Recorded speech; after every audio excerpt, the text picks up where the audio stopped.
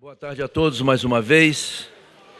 Damos início agora ao painel CNI, a regulação do artigo 6 e o mercado de carbono. Estão no palco aqui conosco o assessor de política internacional na Associação Internacional de Comércio de Emissões, Pedro Venzon, o diretor da Reserva Votorantim, Davi Canassi, o sócio-diretor da Econ Solutions Ambientais, Yuri Marinho, a coordenadora de carbono na Econ Soluções Ambientais, Marina Moné, e a gerente de Clima e Energia da Confederação Nacional da Indústria e moderadora deste painel, Juliana Falcão. Juliana, a palavra é sua. Obrigada, Euler. Boa tarde a todos, um prazer estar aqui com vocês, com pessoas tão, digamos, conhecedoras aí do assunto. Acho que é um privilégio a gente poder falar sobre esse assunto que está sendo praticamente finalizado, aqui negociação finalizada. E queria passar então, Pedro, para você, acho que uma primeira colocação, sua primeira pergunta. A IETA ela é especializada, né, em mercado tanto regulado quanto mercado voluntário, e vocês acompanham já aqui as discussões do artigo 6 do Acordo de Paris já há bastante tempo. Então, se você puder trazer para a gente aqui um pouquinho dos bastidores, o que está acontecendo, como é que está a negociação, fecha, não fecha, vamos ter aí no final dessa COP um acordo. Quer dizer, traz para a gente um pouquinho dessas informações e, se possível, também um histórico, né, de como é que a gente chegou até aqui. Pode ser? Maravilha. Obrigado, Juliana. Prazer estar aqui. Obrigado pelo convite também. Bom, acho que é sempre importante a gente saber de onde a gente veio e por que as coisas estão dessa forma agora, tendo um panorama geral, né, desse histórico que você bem colocou. Se a gente pensar um ano atrás em Dubai, né, que a gente teve uma certa frustração de não ter conseguido um acordo do artigo 6.2 nem do 6.4, a gente tem que entender o porquê que aquilo aconteceu, né, e aí sim, fazendo uma retrospectiva, né, do que aconteceu de lá para cá, para hoje a gente estar numa situação diferente. Então, dentro da discussão em Dubai, né, existia, principalmente no artigo 6.2, alguns países, né, eles estavam querendo aumentar um pouco mais o controle sobre o mecanismo, né, então ter um maior oversight sobre o mecanismo, de uma forma que se garantisse a integridade daquelas estratégias cooperativas que viriam a ser desenvolvidas dentro do 6.2. Como vocês bem sabem, o 6.2 é um mecanismo descentralizado em que o sistema, né, da ONU ele tem uma atuação relativamente limitada, né, muito mais na linha de rastrear as unidades que estão ali sendo geradas a partir dessas estratégias cooperativas, impondo assim, uma série de requerimentos para que as partes possam participar dessas estratégias cooperativas e também reportar o que elas estão fazendo dentro dessas estratégias, mas muito daquilo que vai ser negociado nas estratégias cooperativas cabe às partes decidirem com aqueles que eles estiverem fazendo esses acordos, né? E isso gerou um impasse porque, obviamente, outras partes elas estavam muito mais alinhadas com essa estratégia de que, eventualmente, artigo 6.2 é um mecanismo descentralizado que cabe às partes definirem aquelas estratégias que elas gostariam de se engajar e que não deveria ter um aumento de supervisão de forma centralizada. Do 6.4, a gente coloca como o principal desafio ali eram justamente aquelas recomendações que estavam sendo sugeridas pelo órgão supervisor do 6.4, né, que é um mecanismo centralizado, né, em relação a metodologias e em relação a remoções. O principal documento que acabava gerando divergência era o de remoções. Então, existiam alguns países que estavam desconfortáveis em aprovar aquele documento, achavam que o documento ainda não estava robusto o suficiente para trazer o conforto para que as partes adotassem ali em Dubai. E, por outro lado, outros países enxergavam que esses dois documentos eles faziam parte do mesmo pacote. Então, você não poderia aprovar um documento sem aprovar o outro. Isso gerou também um impasse dentro das salas de negociação do 6.4, que acabou fazendo com que a gente não tivesse também uma decisão no 6.4. de lá para cá, o que aconteceu? Né? Eu acho que um dos pontos primordiais é a gente pensar no contexto natural das coisas. Né? Quando você gera uma expectativa e essa expectativa ela não é realizada, automaticamente, né, o seu chefe aumenta a pressão. Né? Então, a pressão geral sobre os negociadores aumentou ao longo desse ano. Eu acho que esse é um grande diferencial hoje para que os negociadores também estejam mais pressionados e dedicados ali para atingir um consenso nas negociações aqui em Baku. Outro ponto importante foi a própria presidência da COP29, elencando o artigo 6 como o segundo ponto prioritário para que a gente tivesse uma decisão aqui, e a postura diferente deles em relação a como lidar com isso. Então, ao longo do ano, eles tiveram diversas reuniões com os diferentes países, tentando alinhavar os pontos que ainda estavam com dificuldade de atingir um consenso. Em Bonn, a gente já teve uma indicação de texto, um rascunho do que as partes gostariam de ver no texto da decisão aqui em Baku, que isso permitiu também facilitar esse processo de coordenação por parte da presidência, né? E aqui, mais especificamente, eu acho que, de largada, a gente já teve uma situação muito diferente, né, que foi justamente ocasionada por uma certa estratégia do órgão supervisor. Né? O órgão supervisor do 6.4, com receio de encaminhar novamente os documentos aqui para os negociadores na COP e não ter um desfecho positivo, ter uma repetição do que foi em Dubai, né, de você abrir negociações técnicas no âmbito da COP, né, eles transformaram o que seria, né, um documento a ser aprovado aqui pelos negociadores na COP em um standard que poderia ser aprovado e já operacionalizado dentro do próprio mecanismo do 6.4 e do órgão supervisor. Isso fez com que foi uma estratégia inteligente até, porque fez com que a decisão de eventualmente não concordar com esses documentos exigisse um consenso oposto. Então, aqui, em vez de você ter consenso em relação aos documentos, agora você teria que ter um consenso contrário de negar esses documentos. Né? Isso foi uma estratégia inteligente que levou, evidentemente, como vocês viram, a aprovação dos documentos em relação a remoções e metodologias no primeiro dia da COP, que eu acho que já dá uma boa indicação de que aqui a gente está numa situação bem diferente do que a gente estava em Dubai. E esses documentos são muito importantes para a gente operacionalizar o artigo 6. Né? Eles são os princípios norteadores para que o artigo 6.4 ele possa começar a desenvolver metodologias e aí sim você comece a ver projetos sendo desenvolvidos seguindo esses princípios.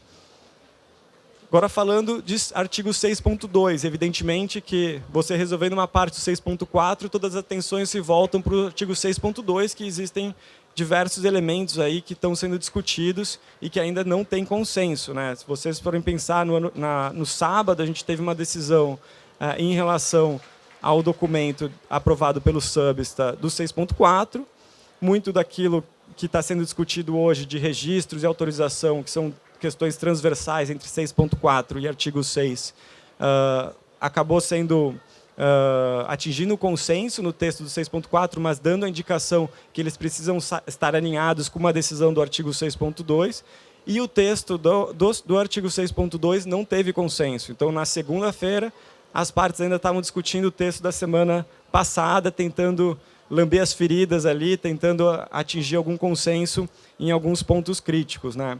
Eu acho que é importante a gente colocar que existem ainda resquícios daquela mesma discussão do ano passado, então algumas partes tentando aumentar a supervisão maior do artigo 6.2 em relação às estratégias cooperativas. Né? Se a gente for pensar a própria definição do que seria uma estratégia cooperativa, acaba criando ali uma lógica que eventualmente poderia prejudicar o mercado. Então, se você coloca que uma estratégia cooperativa necessariamente tenha que ter duas partes, né, dois países envolvidos, eventualmente você limita uma parte do mercado de acontecer, né, e isso também pode gerar certos impactos em outros sistemas de mercado, como o caso do Corsia, que hoje é a principal demanda de mercado que a gente visualiza. Né? Então, é muito importante que a gente consiga dar mais clareza a isso, consiga trazer mais clareza para que o mercado possa atuar. E, finalmente, eu acho que um outro ponto importante para o setor privado é a questão das autorizações. a possibilidade de você mudar ou não as autorizações e quando que você poderia fazer isso, né? A gente reconhece que os países sempre querem ter o direito de poder mudar essas autorizações, de revogar essas autorizações em certas circunstâncias que eles não venham a concordar, mas a gente também acha que isso é um impacto para o mercado, porque se você está investindo num ativo que eventualmente vai ter a sua classificação alterada, ou poderia ter a sua classificação alterada, e se você não tem a visibilidade de em que momento que isso pode acontecer, também você acaba diminuindo muito a quantidade de investidores interessados nesse ativo. Então, é importante que a gente traga clareza em relação a esses aspectos e que a gente, de fato, possa destravar esse mecanismo para a gente conseguir atingir nossos compromissos climáticos. Pedro, muito obrigada pela sua atualização, pelo histórico. Eu acho assim, importante, temos textos limpos agora sendo fechados pelos ministros. Eu acho que uma outra notícia muito boa é que o Brasil, junto ao Reino Unido, foi convidado a apoiar essas negociações para que isso realmente seja finalizado. E é o que a presidência da COP quer, entregar o artigo 6. Bom, você falou sobre várias questões, é tudo muito complexo, e eu queria pedir para o Yuri trazer para a gente um entendimento, porque quando a gente fala de mercado de carbono, a gente está falando basicamente de 3 tipos de mercados distintos. O Pedro falou aqui do artigo 6 do Acordo de Paris, que é um mercado voluntário com regras da ONU e que vem, né, enfim, se origina ali do CDM e que tem esse objetivo de apoiar, né, a implementação de NDCs. Mas a gente também tem, no Brasil, a discussão que ontem, né, acho que foi aprovada aí o projeto de lei do mercado de carbono, Sistema Brasileiro de Comércio de Emissões, que é diferente do que a gente está falando aqui, do artigo 6, e o mercado voluntário. Então, Yuri, se você puder trazer para a gente um entendimento melhor sobre esses outros 2 mercados, o que isso significa para a gente, tá? Seria ótimo. Obrigado, Juliana. Agradecer também aqui a CNI pelo espaço de diálogo e pelos painelistas aqui por estarmos juntos. Bom, acho que depois dessa abordagem do Pedro, e para quem acompanha as COPs, a gente percebe o quanto que as negociações são complexas, levam tempo, e os resultados que a gente tem, eles vão chegando depois de muito esforço, né, e de muito investimento. E aí, ao longo do tempo, né, desde lá de trás da década de 90, quando a gente começa a Convenção do Clima, se percebeu então que a gente precisava de outras soluções, né, de outros encaminhamentos. E é aí que nasce, então, o mercado voluntário, né? O mercado voluntário ele vem para andar em paralelo às negociações dentro do sistema da ONU e também, em paralelo, nascem, então, os mercados regulados, né? O primeiro da União Europeia e depois vários outros, né, na sequência. E o Brasil, então, agora, aparentemente, vai entrar nesse grupo seleto, ainda que de forma tardia também, mas vai entrar nesse grupo aí de mercados regulados. Então, a gente teve ontem na Câmara dos Deputados uma votação relativamente rápida, foram 2 horas. A votação do ano passado foram mais de 5 horas, né? E as 2 casas no Brasil, Câmara dos Deputados e Senado, estavam aí brigando para ver quem seria o dono do texto final, né? Conseguiram chegar no acordo. E a gente agora está aguardando a sanção do presidente. Ele ainda pode vetar alguns artigos, né? Ele ainda pode tirar algumas coisas, mas não pode mais alterar. Então, o que saiu ontem, né, da Câmara dos Deputados vai agora para a mesa do presidente. Então, o Brasil agora deve avançar em outras soluções, e esse é o mercado regulado. O mercado regulado, diferente do mercado voluntário, ele vai colocar teto de emissões, né? Então, a indústria, os emissores, né, de gás de efeito estufa vão precisar medir, né, os seus relatórios, vão precisar medir as suas emissões, fazer os seus inventários, e aí com isso podem descobrir que estão acima do teto, e para isso vão precisar negociar, e aí vem o sistema Cap and Trade, né? Então, você traça uma linha, quem estiver acima da linha está emitindo a mais, quem estiver abaixo da linha está emitindo menos, quem emite menos vende para quem emite mais, compra de quem emite menos vende para quem emite mais. Esse é o sistema puro de Cap and Trade, que o Brasil usou, muito parecido com a União Europeia e de outros países que usaram esses ETS. E então a gente deve avançar em uma série de questões. O mercado voluntário ele avança de um outro jeito, né? O mercado voluntário ele avança em metodologias que sejam diferentes das metodologias que o NFCCC adote. O mercado voluntário, ele pensa em outras soluções, então vamos pensar em floresta, estamos falando de Brasil, esse é um dos grandes potenciais. Então, como é que a gente vai medir o estoque de carbono na floresta, como é que a gente vai traçar um baseline, como é que a gente vai desenvolver um projeto, que tecnologia a gente usa, a gente vai medir o carbono calculando a grossura, o DAP das árvores, a gente vai medir carbono com drone, a gente vai medir carbono com satélite, ou então restauração. Como é que a gente vai plantar, onde se planta, quanto se capta, ou então para agricultura sustentável, né? Como é que é o modelo ideal de produção, eu estou produzindo melhor, estou produzindo pior, qual que é a minha cultura. A gente discute também bastante a questão de o que me dá direito a um crédito. É eu segurar o desmatamento ou, por exemplo, eu segurar a degradação, né? Eu acho que é uma discussão super técnica, mas que vale a pena a gente lembrar. Tudo isso é mercado voluntário, né? E ele caminha nesse formato, voluntário. Então, baseado em compromissos assumidos pelas empresas, compromissos assumidos até pelos países, mas de uma forma assim que a criatividade e a inovação vão andando. E ele anda muito mais rápido, tanto nos acertos quanto nos erros. Então, os maiores escândalos e os maiores problemas que a gente tem em questões climáticas também estão dentro do mercado voluntário, porque ele é rápido demais, né? E isso é uma característica que nos faz voltar para o NFCCC e não abandonar, porque é uma coisa que não anda rápida, é uma coisa que vai andar ali muito bem pensada, de forma multilateral, com grandes especialistas, a um custo muito alto, mas que se erra talvez na demora, se erra talvez no excesso de cautela, mas nós não temos grandes escândalos, né? Então, acho que eu dou uma pincelada aqui do que a gente tem de o NFCCC, mercado voluntário e mercado regulado, e depois talvez abordar um pouquinho mais das dúvidas ou perguntas e interesses que vocês possam ter. Obrigado. Obrigada, Yuri. Enquanto você estava falando, eu só consigo lembrar, né, dessa questão. O Brasil ele é um país diverso, com oportunidades diversas e com desafios diversos. E eu acho que a gente tem muito trabalho pela frente, né? Queria passar para a Marina agora. Se você puder falar, Marina, para a gente. Olha, a gente tem um projeto de lei para um sistema de comércio de emissões aprovado. A gente tem agora o artigo 6 caminhando para fechar nessa negociação. Como é que você está enxergando as oportunidades para o Brasil? Porque o artigo 6 está atrelado a cumprimento de NDC. Então, fala um pouco para a gente sobre como é que você está enxergando e como é que as soluções baseadas na natureza podem fazer parte desse processo. Boa, obrigada, Juliane. Reitero aqui o agradecimento à CNI por nos hospedar aqui nesse evento. Eu trouxe aqui alguns dados atualizados do MAP Biomas para a gente entender um pouco mais sobre esse potencial do qual você está me questionando. Então, no Brasil, hoje a gente tem 64,5% do território brasileiro está coberto por vegetação nativa. Desde 85, a gente já perdeu 3 vezes a área do estado do Mato Grosso do Sul em perda líquida de vegetação. Então, é a conta em que a gente já contabiliza o desmatamento e a regeneração. Então, sobrou desmatamento em 3 vezes a área do estado do Mato Grosso do Sul. Então, muitas áreas, né, de vegetação nativa perdidas.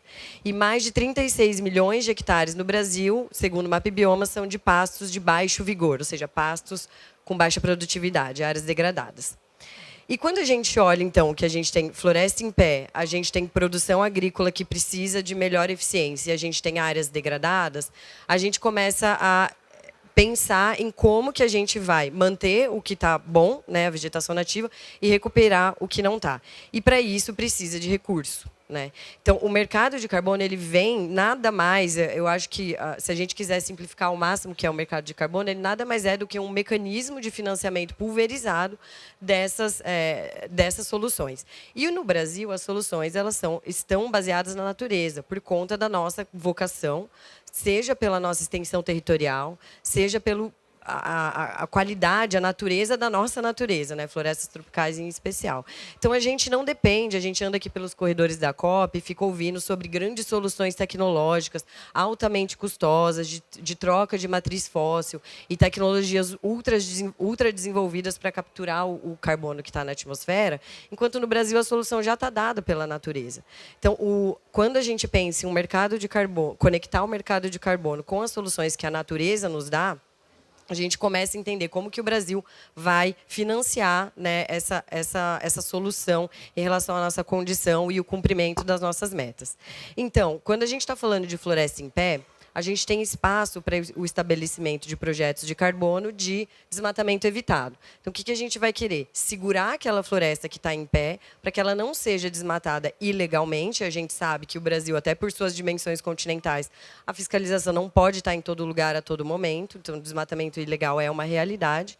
E, inclusive, viabilizar, tornar atrativo para que aquele proprietário rural também seja desincentivado a desmatar o que ele pode pela lei. Mas, para isso, você precisa dar um recurso. Então, um projeto de carbono que vai gerar créditos e vai gerar recurso financeiro, vai suportar, vai dar o suporte necessário para esse proprietário rural conseguir adotar medidas para evitar o desmatamento ilegal nas áreas protegidas e, eventualmente, até ser dissuadido de realizar o desmatamento legal. Nas áreas, e falando, né, um pouco do desmatamento legal, as áreas produtivas, né, se você implementa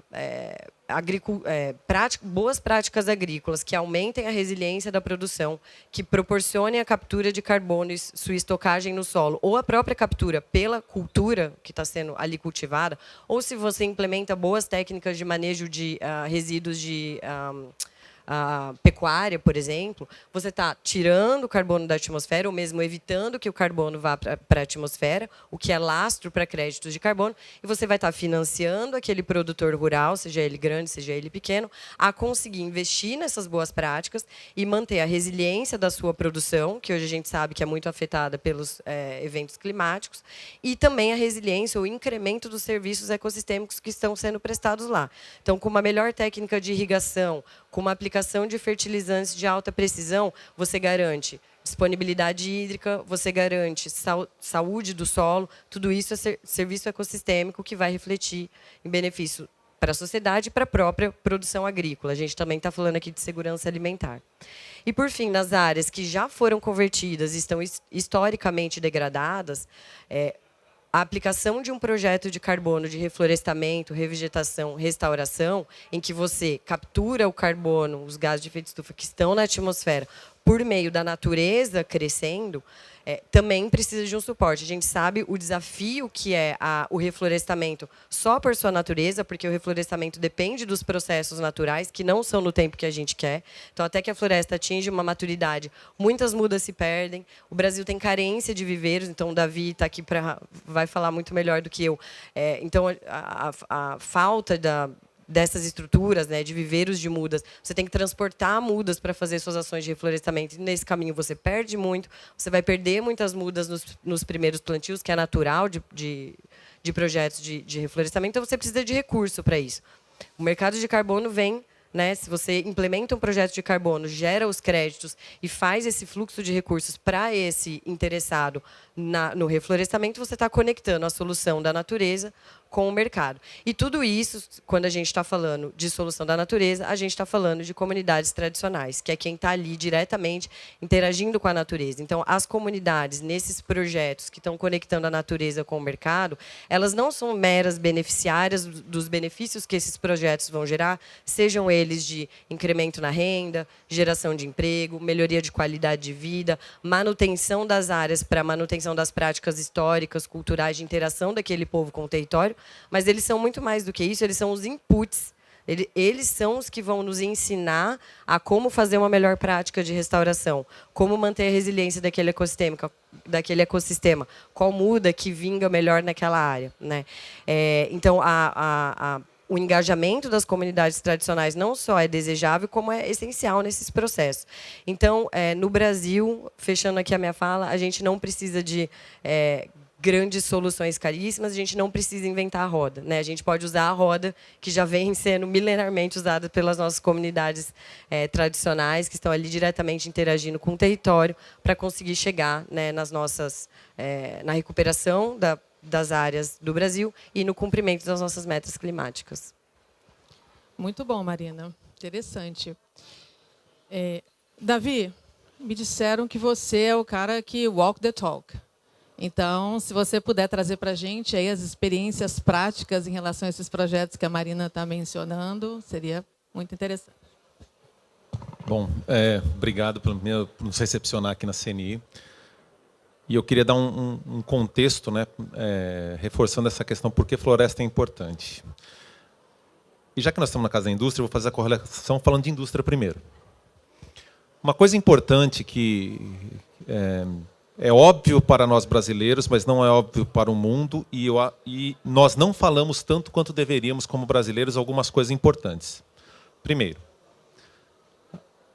a matriz energética brasileira já é uma das melhores do mundo quando se fala de renováveis.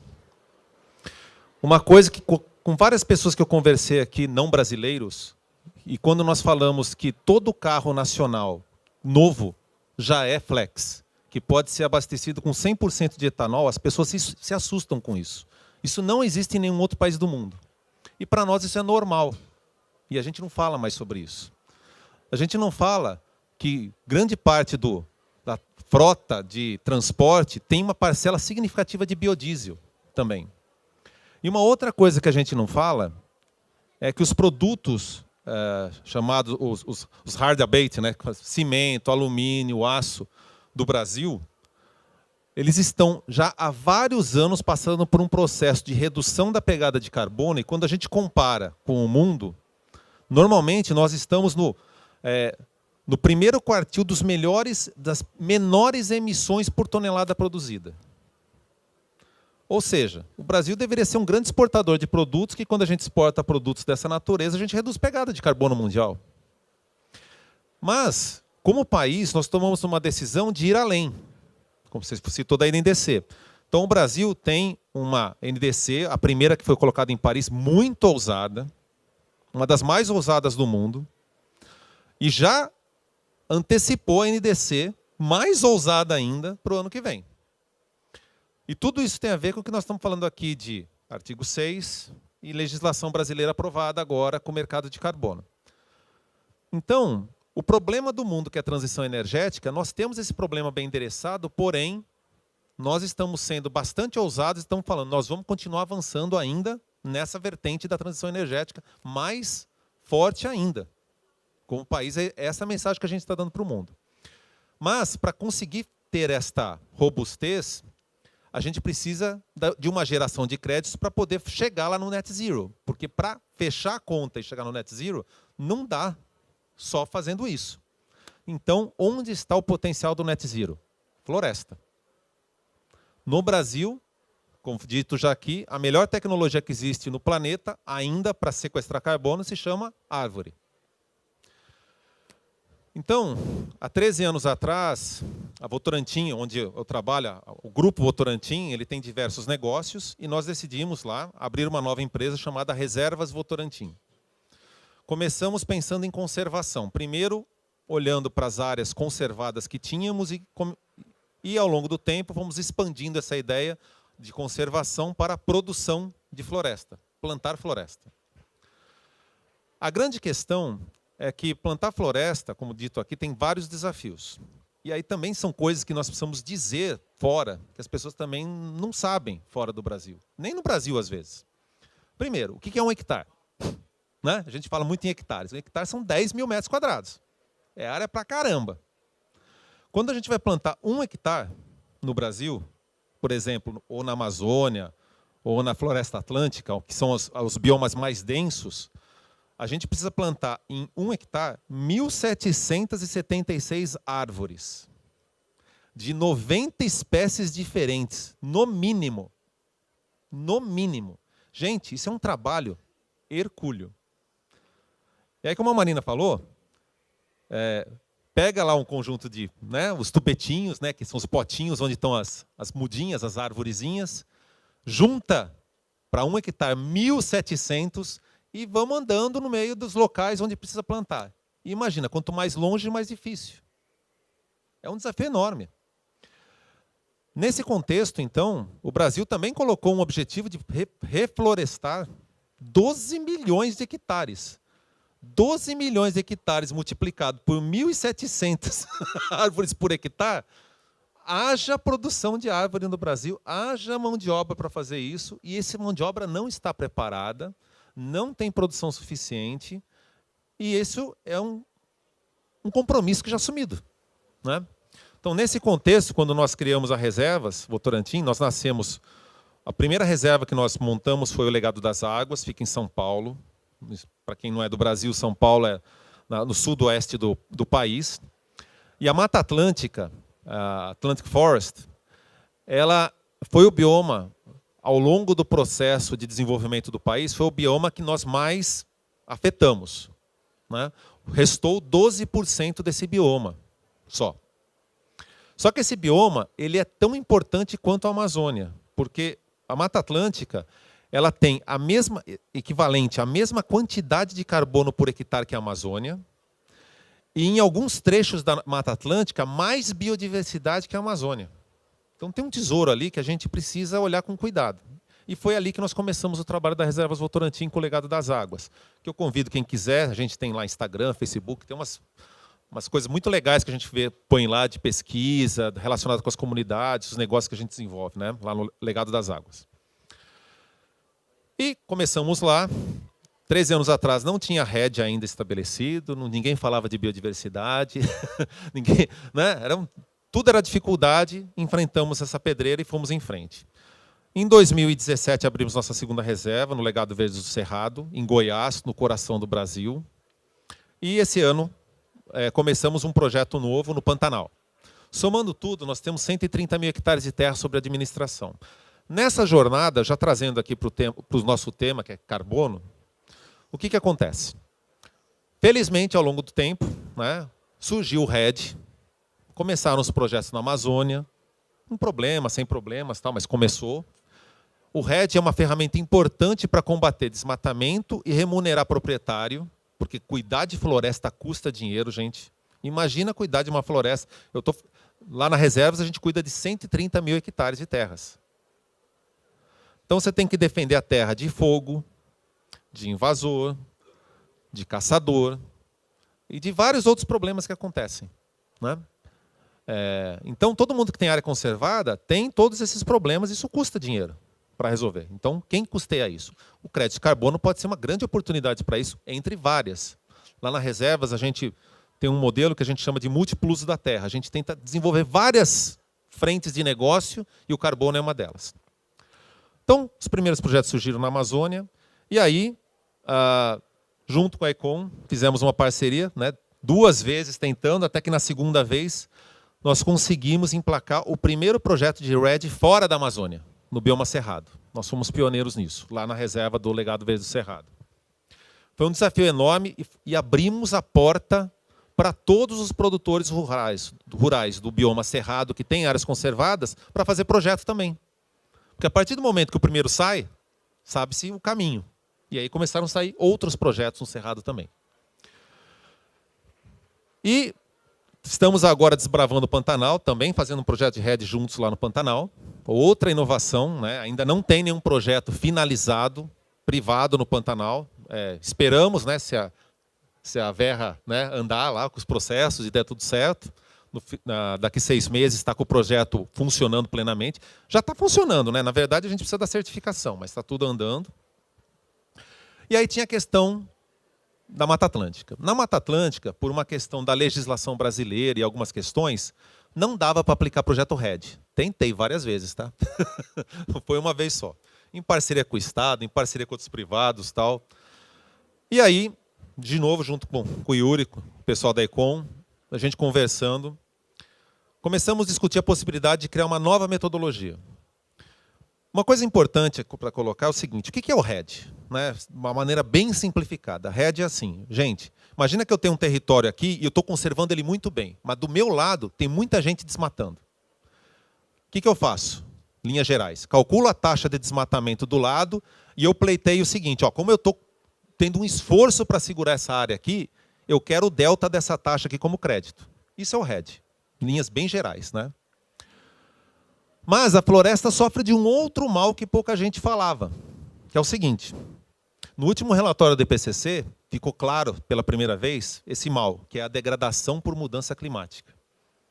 O que as florestas, não do Brasil, do mundo, estão sofrendo e vão sofrer cada vez mais? Por causa desse aquecimento que está já pelo 2º ano 1,5 grau, e infelizmente parece que essa é a nossa trajetória por um bom tempo, a floresta não consegue se renovar por causa dessa pressão da mudança climática.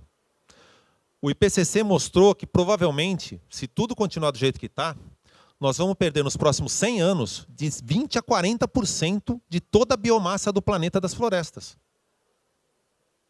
Não estou falando de desmatamento, não. Eu estou falando que a floresta não consegue se renovar. E aí, com isso em mente, perguntamos nós aqui, será que tem alguma coisa que um proprietário engajado pode fazer para diminuir essa perda? Não terminar a perda. É impossível você reduzir toda a perda. Mas dá para um pedaço dessa perda a gente reduzir? Dá. Porque um proprietário ele pode fazer várias ações para conservar melhor o seu território e diminuir essa perda. E aí, com esta tese, criamos um conceito de adicionalidade baseado nele e desenvolvemos uma metodologia chamada PSA Carbon Floor, que lançamos no ano passado em Nova York, e nesse ano lançamos lá de novo em Nova York. A metodologia aplicada no legado das águas, geramos os primeiros créditos e vendemos os primeiros créditos. Então, foi uma metodologia que teve aceitação na inicial. Estamos num processo de amplitude ainda para mostrar. E o que é mais importante, essa metodologia ela vai ser muito relevante no futuro. Porque se o desmatamento cai muito, não vai ter mais crédito de REDD no futuro. E a floresta continua sofrendo a pressão por mudança climática. Então, um projeto antes de desmatamento pode se transformar num projeto de redução do impacto da mudança climática. Então, esses são alguns dos exemplos do que a gente tem feito na Reservas Votorantim com vários parceiros, né? A Econ é um parceiro muito relevante nessa trajetória. E nesses 130 mil hectares a gente está fazendo esses testes e hoje, felizmente, já estamos expandindo. Então, tem vários outros proprietários que nos procuram, que nós estamos levando essa tecnologia para outras regiões do país. Excelente. Muito bom. A gente está aqui falando de mercado, né? O mercado é um instrumento importantíssimo para cumprimento de NDC. E a gente falou de NDC também, a gente tem uma NDC muito ambiciosa. Os últimos números que a gente tem é de mais ou menos Brasil emitindo 2 gigatoneladas de CO2 equivalente. E o teto começa ano que vem, né? Então, a gente sai desses 2 giga para 1,32 a partir do ano que vem. 2030, 1,2. E anunciado agora na COP, uma faixa, e que se pretende chegar a 850 milhões em 2035. E neutralidade em 2050. A gente só tem, infelizmente, pouquinho tempo, né, para finalizar aqui. Se vocês, eu vou dar 3 minutos para cada um, que é o tempo que estão dando ali para ministro lá do outro lado. Eu acho que está muito bom, né? Se vocês pudessem trazer para a gente, como é que vocês estão enxergando um pouquinho dos desafios aí, o mercado, né, como oportunidade, mas quais são os desafios para a gente alcançar essa robustez que temos aí pela frente? Pode ser? Vamos fazer com Pedro, depois Yuri, Marina e Davi. Obrigada. Bom, obrigado, Juliana. Acho que é um ponto crucial que você trouxe. Não vai ser fácil, porque a gente tem outros problemas além da mudança climática, ainda mais quando a gente fala de Brasil, né? Problema que não falta. E sempre cai, e é acho que isso que a gente está discutindo aqui também, né? Questão do financiamento, né? Então, esse é um ponto crítico, né? E que os mercados realmente podem ajudar muito no atingimento dessa NDC, trazendo, né, o setor privado para ser uma parte que vai solucionar parte do problema. Não vai ser solucionadora de tudo, não vai resolver tudo, não existe bala de prata, acho que todo mundo está cansado de saber. Mas a gente tem que entender como é que a gente pode montar estratégias que sejam integradas com outros tipos de instrumentos, outros tipos de políticas públicas e saber que cada mercado também tem o seu papel, né? A gente viu ali o Yuri falando, né, do mercado voluntário, também do mercado regulado. Graças a Deus que aprovou o mercado regulado. E tem o artigo 6, que é também uma super oportunidade para o Brasil se engajar. Espero que também, agora que a gente tem essa lei aprovada, a gente possa também avançar com um framework para o artigo 6, de forma que a gente possa identificar claramente por onde que a gente quer atrair capital para atingir esses compromissos climáticos, seja pelo voluntário, quais são as atividades que a gente quer promover pelo voluntário, quais são as atividades que a gente quer promover pelo artigo 6, quais são as atividades que, eventualmente, o mercado regulado ele vai ter um papel importante.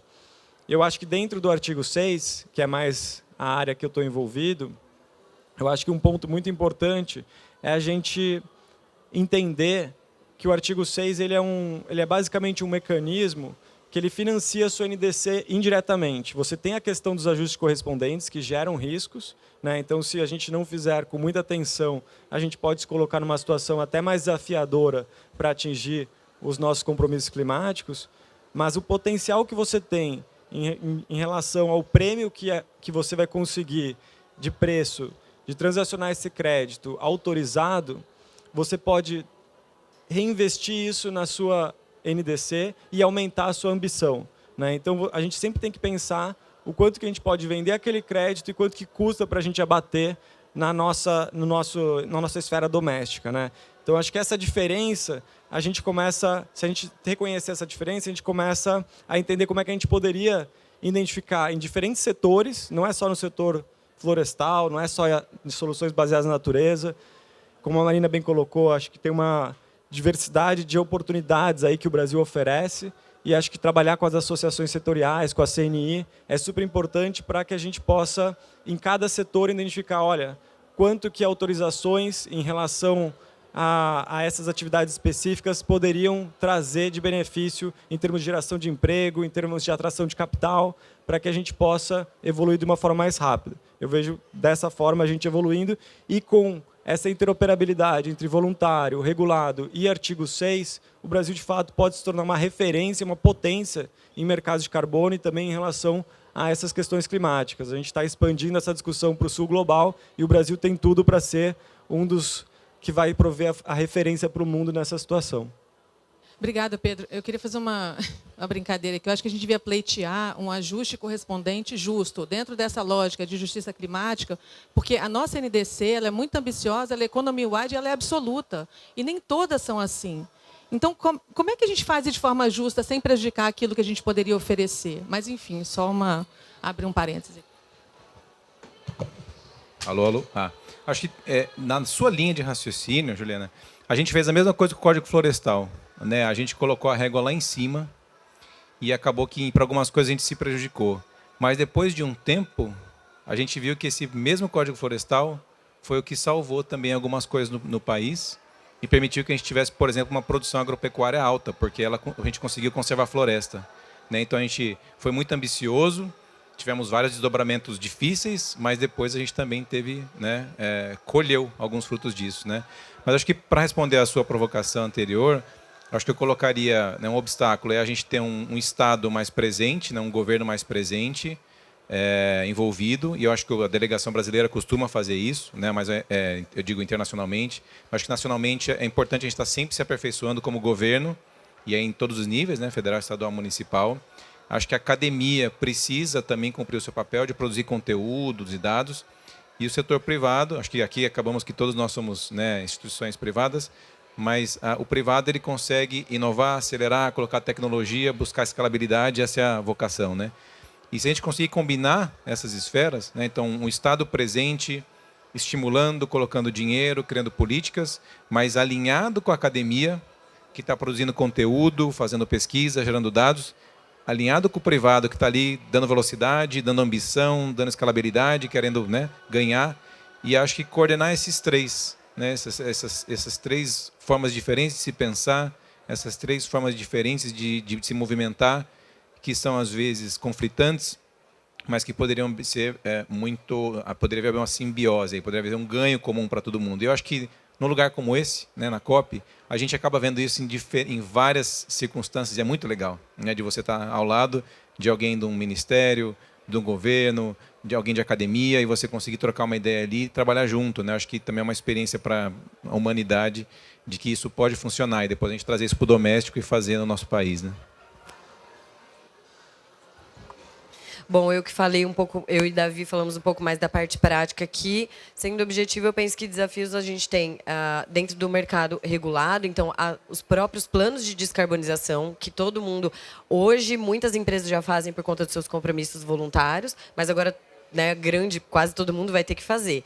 Então, a gente precisa ver essas entidades, né, as fontes de poluição preparadas para melhorar os seus processos e fazer suas próprias reduções. E aí tem desafio tecnológico, tem desafio logístico, tem o desafio da própria regulamentação do SBCE. Então, nós temos aí 4 anos para que esses regulamentos sejam feitos de uma forma muito cautelosa. A gente estava conversando até antes. O balanço do que vai ser permitido de offset tem que ser algo muito bem pensado para não gerar um desequilíbrio de mercado. Isso vai ser definido a nível de regulamento. E do ponto de vista dos offsets, então, fora do mercado regulado, mas o que está sendo produzido em projetos que vão auxiliar o cumprimento dessas metas internas e que refletem na NDC, confiabilidade. Então, as metodologias precisam ser confiáveis, os desenvolvedores de projeto precisam ter profissionalismo, experiência e envolver os profissionais que conhecem das várias oportunidades, sejam soluções baseadas na natureza ou não, para garantir um lastro de crédito real que possa, então, realmente ingressar no sistema e contribuir para o cumprimento das metas internas e externas. Obrigado, Marina. Eu queria só complementar o que você falou. Acho que um dos grandes desafios, primeiro, na verdade, é a coleta de dados, para que você tenha o mercado. As decisões do mercado elas têm que ser baseadas na coleta de dados. Nós não temos. Em função disso, a gente vem trabalhando muito fortemente para apoiar o processo do Serene organizacionais, entendendo que é o início do processo ali. Então, convidando as empresas a aportarem os seus relatos no Serene organizacionais para que o governo tenha condições, minimamente, de começar a olhar para isso. É um trabalho de formiguinha que a gente tem feito já há alguns anos e que agora, sim, o sistema está pronto, lançado, e a gente está convidando as empresas a colocar os seus inventários lá. Um adicional para complementar, isso é fundamental para a própria distribuição das cotas iniciais, para que não haja uma distribuição desproporcional, né? Ou muito permissiva. Tá? Nessa linha, bom, a CNI tem um papel importantíssimo para fazer essa coordenação junto com cada ator setorial, porque quem que vai entrar no mercado regulado do Brasil? São os grandes emissores inicialmente. Lembrando que esses grandes emissores, quando comparados com o mundo, já não são tão grandes assim. Então, qual que é o grande desafio, né? Como é que a gente acha o ponto certo para ser o baseline de cada um? Né? Porque tem um esforço já que vem acontecendo há muito tempo. Então, isso vai ser uma discussão homérica nesse próximo ano, que nós vamos fazer, qual que é o ponto de partida de cada setor. E vejo, se nós fizermos tudo direito, como o Pedro trouxe, poxa, a gente vai ter a perfeição da coisa, porque tem uma grande dúvida no Brasil, será que vai sobrar espaço para a gente vender ITMO? Será que a gente vai entrar no artigo 6? Né? Isso seria a grande oportunidade do Brasil. Então, essa discussão desse ano é a chance de a gente ter um pouco mais de clareza, talvez não tudo, mas um pouco mais de clareza como é que isso acontece. E uma coisa importantíssima que a lei brasileira trouxe é um mecanismo, não sei, isso não está sendo muito falado, mas é importante ser colocado, um mecanismo de controle de preço do crédito interno. Porque quando a gente fala que pode ser incluído créditos de floresta dentro do mecanismo, significa que, imagina, se o preço começar a explodir, o governo pode autorizar a entrada de mais crédito florestal, equilibra o preço de mercado, valoriza mais a floresta. Então, o Brasil criou um mecanismo muito interessante de fazer com que o mercado de carbono nacional possa ter uma certa estabilidade de preço, o que não acontece, por exemplo, na Europa. Né? De vez em quando o preço explode lá, aí começa a parar processo, para a produção. O Brasil não precisa parar a produção. A gente consegue ter esse equilíbrio fazendo um mercado, se fizermos a lição de casa direito, e aí CNI vai ser um ator importante e junto com todos os outros atores do Brasil. É isso, Davi. As regras estão lá, as principais, as diretrizes estão lá, agora é a regulamentação que vem. Mas, gente, eu queria agradecer, foi muito bom, gostei muito da nossa conversa e, enfim, mais uma vez um assunto que a gente tem mais trabalho ainda, né, no próximo ano, as etapas vencidas de aprovação. Mas acho que é isso. Obrigado por quem assistiu até agora e parabéns para vocês.